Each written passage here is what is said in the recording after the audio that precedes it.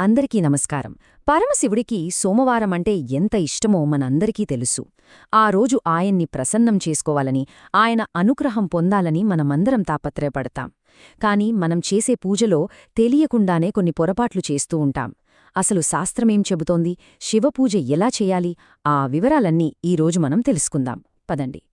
మనం ఏ పూజ చేసినా అందులో తులసికి ఒక ప్రత్యేకమైన స్థానముంటుంది. ముఖ్యంగా విష్ణుమూర్తికి తులసి అంటే ప్రాణం. కాని అదే తులసిని శివపూజ దగ్గరకొచ్చేసరికి అస్సలు వాడకూడదు అంటారు. ఎందుకని? చాలామందికి వచ్చే డౌట్ ఇది. దీని వెనుక ఒక పెద్ద పురాణ గాథే ఉంది. ఆ కథేంటో ఇప్పుడు చూద్దాం.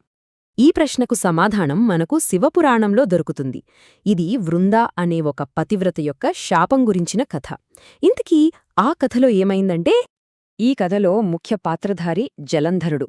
ఇతను మామూలు రాక్షసుడు కాదు, సాక్షాత్తు శివుడి మూడో కన్నులోంచి పుట్టిన అగ్ని నుంచి ఉద్భవించినవాడు.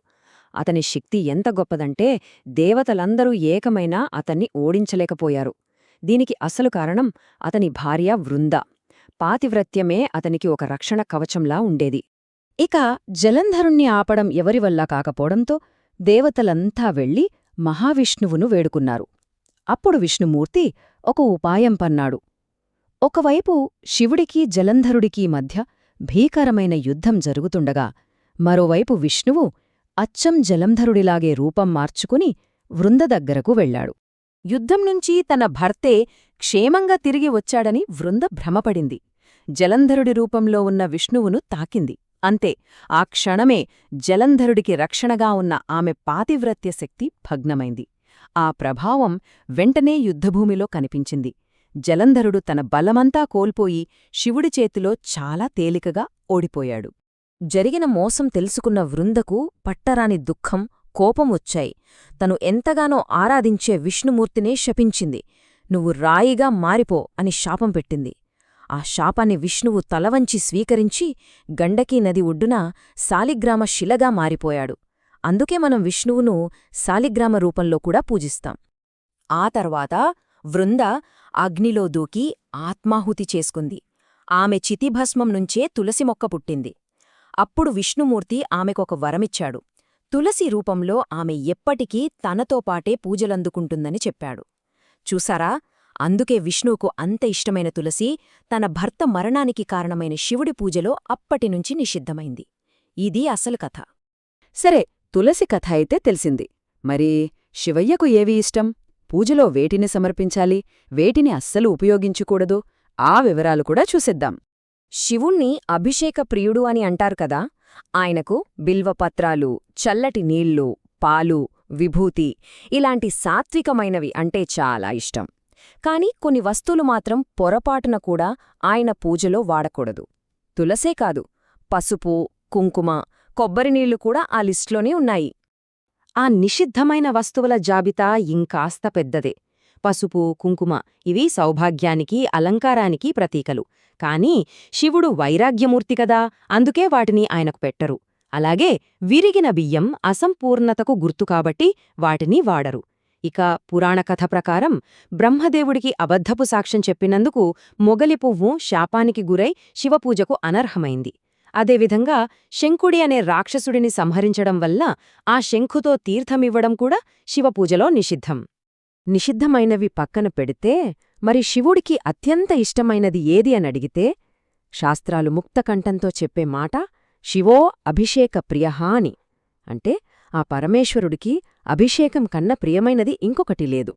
మనం చేసే ఒక్కో అభిషేకానికి ఒక్కో ప్రత్యేక ఫలితముంటుందని శాస్త్రాలు చెప్తున్నాయి. ఉదాహరణకి ఆవుపాలతో అభిషేకం చేస్తే సర్వసౌఖ్యాలు కలుగుతాయట. అదే ఆవు నెయ్యితో చేస్తే ఐశ్వర్యం వృద్ధి చెందుతుంది. చెరకు రసంతో దుఃఖాలు తొలగిపోతాయి. తేనెతో చేస్తే ముఖంలో తేజస్సు పెరుగుతుంది. ఇక అన్నింటికన్నా ముఖ్యంగా విభూతి కలిపిన నీటితో చేసే అభిషేకం వల్ల మహాపాపాలు కూడా హరించుకుపోతాయని నమ్మకం. అభిషేకంతో పాటు శివుడికి ప్రాణంతో సమానమైనది మరొకటి ఉంది. అదే బిల్వపత్రం. మనం మారేడుదళమని కూడా అంటాం. అందుకే ఏకబిల్వం శివార్పణం అంటారు. అంటే ఒక్క బిల్వపత్రాన్ని భక్తితో సమర్పించినా చాలు, ఆ బోళాశంకరుడు వెంటనే కరిగిపోతాడు. అసలు ఈ బిల్వపత్రానికి ఎందుకంత ప్రాముఖ్యత? ఆ 3 ఆకులు బ్రహ్మ, విష్ణు, మహేశ్వరులకు ప్రతీక. అలాగే సత్వ, రజో, తమో గుణాలకు కూడా గుర్తు. పురాణాల ప్రకారం ఇది సాక్షాత్తు పార్వతీదేవి చెమట బిందువు నుంచి పుట్టిందట. అందుకే శివుడికంతే ఇష్టం. శాస్త్రీయంగా చూసినా శివుడి ఉగ్రరూపాన్ని శాంతపరిచే చలవచేసే గుణం దీనికుంది. అయితే ఇంత పవిత్రమైన బిల్వపత్రాన్ని ఎలా పడితే అలా సమర్పించకూడదు. దానికి కూడా ఒక పద్ధతి ఉంది. ఆకును మన కుడి చేతి బొటనవేలు, ఉంగరపు వేలితో పట్టుకోవాలి. ఆకు నునుపుగా ఉండే భాగం కిందకు, అంటే శివలింగానికి తగిలేలా పెట్టాలి. ఆకు కాడుంటుంది కదా, అది మనవైపు, అంటే పూజ చేసే భక్తుడివైపు ఉండాలి. ఇది సరైన పద్ధతి.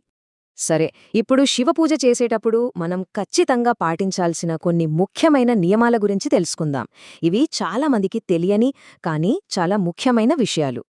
శివాలయంలో ప్రదక్షిణ చేసేటప్పుడు మనం ఒక నియమాన్ని తప్పక పాటించాలి. అదేంటంటే, శివలింగానికి ఎప్పుడూ పూర్తి ప్రదక్షిణ చేయకూడదు. శివలింగానికి అభిషేకం చేసిన నీళ్లు బయటకు వెళ్లడానికి ఒక దారి ఉంటుంది కదా, దాన్ని సోమసూత్రమంటారు. మనం ప్రదక్షిణ చేసేటప్పుడు ఆ సోమసూత్రాన్ని ఎట్టి పరిస్థితిలోనూ దాటకూడదు. అక్కడి వరకు వెళ్ళి మళ్ళీ వెనక్కి తిరిగి రావాలి. దీన్నే చండీ ప్రదక్షిణ అంటారు. ఇది ఖచ్చితంగా గుర్తుపెట్టుకోవాలి. చివరగా ఇన్ని నియమాలు, ఇన్ని పద్ధతులు, ఇవన్నీ ఒకెత్తు అయితే అన్నింటికన్నా ముఖ్యమైనది మరొకటుంది. అదే చిత్తశుద్ధి. చిత్తశుద్ధి లేని శివపూజలేలరా అని పెద్దలంటారు కదా. మనస్సులో స్వచ్ఛమైన భక్తి లేకుండా మనం ఎన్ని అభిషేకాలు చేసినా, ఎన్ని బిల్వపత్రాలు సమర్పించినా ప్రయోజనముండదు. కాబట్టి మనం చేసే పూజలో ఆడంబరం కన్నా భక్తికే ఎక్కువ ప్రాధాన్యమిద్దాం. ఆ భోలాశంకరుడి కరుణ మనందరిపై ఎల్లప్పుడూ ఉండాలని మనస్ఫూర్తిగా కోరుకుందాం. ఓం నమఃశివాయ.